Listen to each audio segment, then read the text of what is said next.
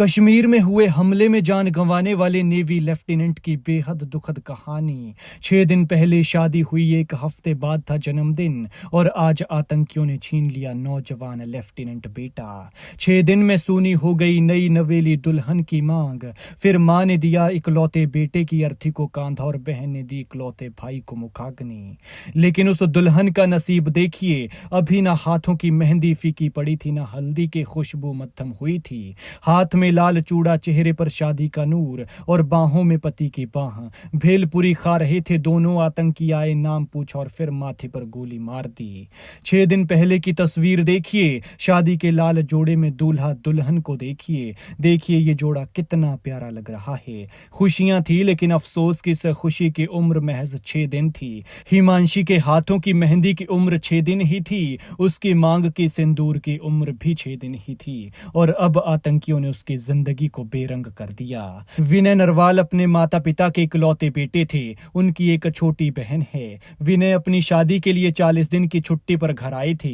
28 मार्च को वो करनाल पहुंचे थे। 4 अप्रैल को हिमांशी से उनकी सगाई हुई थी। 16 अप्रैल को दोनों ने मसूरी में शादी की। 19 अप्रैल को करनाल में रिसेप्शन पार्टी दी गई। 20 अप्रैल को विनय और हिमांशी दोनों गुरुग्राम के लिए निकल गए और 21 अप्रैल को फ्लाइट से जम्मू कश्मीर पहुंचे थे। लेकिन जैसे ही लेफ्टिनेंट विनय की देह उनके घर पहुंची तो उनके अपने उनसे लिपट लिपट कर रोने लगे। पत्नी हिमांशी ने सैल्यूट कर पति को विदा किया।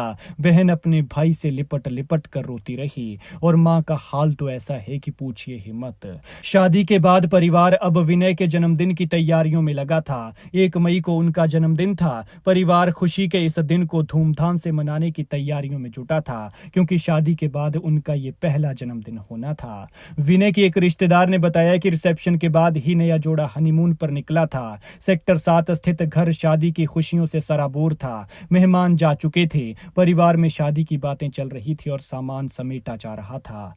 विनय के घर में उनके दादा हवा सिंह पुलिस विभाग से रिटायर हैं। पिता राजेश केंद्र में कस्टम विभाग में हैं। मां आशा देवी और दादी बीरू देवी गृहिणी हैं, जबकि बहन सृष्टि विनय से छोटी हैं। विनय की रिश्तेदार ने बताया कि परिवार के लोगों को दोपहर में खबर मिली थी कि पहलगांव में आतंकी हमला हुआ है। ऐसे में सब दुआएं करने लगे कि हमारा लाल सुरक्षित हो। लेकिन थोड़ी ही देर में फोन पर वो मनहूस खबर आ गई और पता चला कि विनय को गोली लगी है। हालत गंभीर है और अस्पताल ले जाया गया है।